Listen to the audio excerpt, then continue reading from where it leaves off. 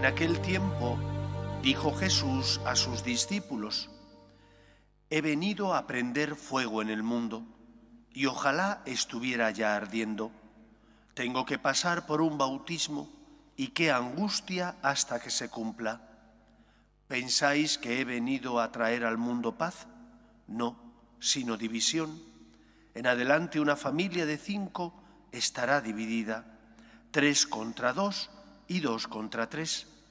Estarán divididos el padre contra el hijo y el hijo contra el padre, la madre contra la hija y la hija contra la madre, la suegra contra la nuera y la nuera contra la suegra. Palabra del Señor. Estas palabras sorprendentes de Cristo tienen que ser entendidas en su contexto. Jesús viene a liberarnos de la esclavitud del pecado. Y el príncipe del pecado es Satanás, el ángel caído que se rebela contra Dios porque quiere ser como Dios. Y es defendido Dios nada más y nada menos que por el arcángel San Miguel, que proclama aquella máxima: ¿quién como Dios?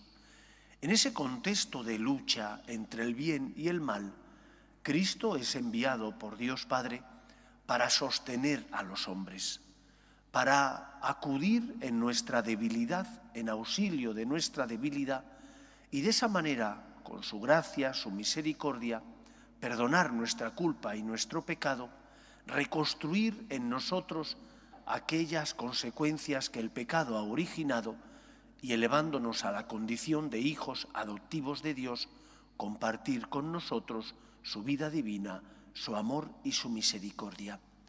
Por eso la vida del cristiano está marcado por la lucha, no por la lucha con el hermano, sino por la lucha contra el pecado y sus consecuencias. Y aunque vivamos en una sociedad relativista, donde parece que no existe el bien ni el mal, sino que todo está permitido y todo depende de la opinión personal y concreta de cada uno, no es así. Existe el bien. Y como San Juan Pablo II nos dejó escrito en esa exhortación apostólica Veritatis Splendor, el esplendor de la verdad, hay actos que son intrínsecamente malos. ¿Qué significa que hay actos que son intrínsecamente malos? Pues que se apartan del designio amoroso de Dios, que puso en nuestro corazón el deseo del bien y para eso mismo el deseo de evitar el mal. Si hay actos que son intrínsecamente malos, no depende ni de las circunstancias concretas ni de la opinión personal de cada uno. El aborto es un acto intrínsecamente malo porque va en contra de la dignidad de la persona, como es un acto intrínsecamente malo la violencia, que va en contra, por tanto, también de la defensa de la vida y de la dignidad del ser humano.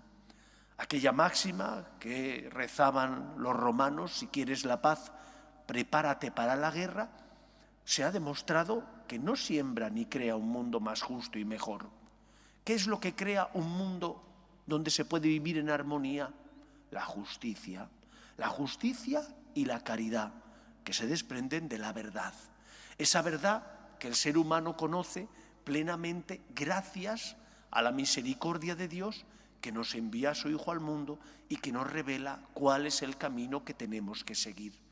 Por lo tanto, sabemos que estamos en una lucha, en una guerra del bien contra el mal. Una guerra donde nosotros luchamos con nuestras fuerzas, pero sobre todo con la ayuda de la gracia de Dios. Y por eso es tan importante confiar y creer en el poder de Dios. Cuando uno confía y cree en el poder de Dios, reza para pedir la santidad. Cuando uno confía y cree en el poder de Dios, se confiesa, comulga estando en gracia de Dios, porque sabe que los sacramentos fueron instituidos por Cristo no para los perfectos, sino para los débiles, para aquellos que sentimos esa espina clavada que llamamos pecado original y que porque somos débiles tropezamos. Pero si estamos unidos a la vid, si rezamos, si nos confesamos con frecuencia, si comulgamos, experimentamos la fuerza de Dios que nos sostiene en la lucha y que nos hace luchar por no consentir a las tentaciones. Porque hay algo que no podemos evitar. No podemos evitar sentir la tentación, dado que es el demonio el que nos tienta. Otra cosa es que nos hemos de alejar de la tentación. Dice el refrán que el que juega con fuego se quema.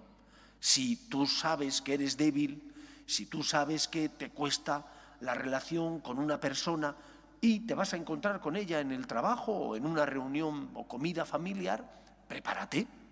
Prepárate para, yendo concienciado, sabiendo que te vas a encontrar con esa persona, ofrecer al Señor ese sacrificio, decirle: Señor, por ti.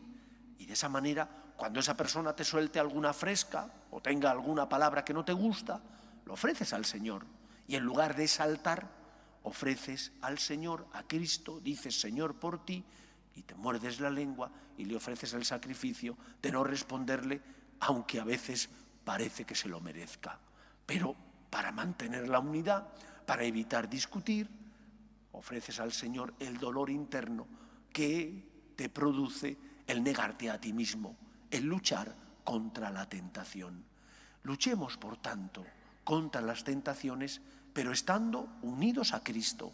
Él mismo lo dice: si el sarmiento no está unido a la vid, no da fruto. Perderemos batallas, pues porque somos débiles y tropezamos. Pero si volvemos a la casa de nuestro Padre Dios, si nos confesamos, si le pedimos perdón, encontraremos cómo el Señor, que es rico en misericordia, perdona nuestras culpas, sana nuestras heridas y con su gracia nos levanta para que volvamos otra vez a luchar. La vida del cristiano es una vida de lucha para hacer el bien y evitar el mal, de lucha, pero de una lucha desigual, puesto que con nosotros lucha aquel que ya ha vencido, que es Cristo. Y es Él, es su gracia y es su fuerza la que nos sostiene. Confiemos, por tanto, en la misericordia divina y pidamos al Señor que seamos luz en el mundo, instrumento suyo, sobre todo por la integridad de nuestras costumbres y por el deseo de ser fieles a la verdad. Solo Cristo es el camino que nos lleva a la vida. Pidamos al Señor que así sea. Nos ponemos en pie.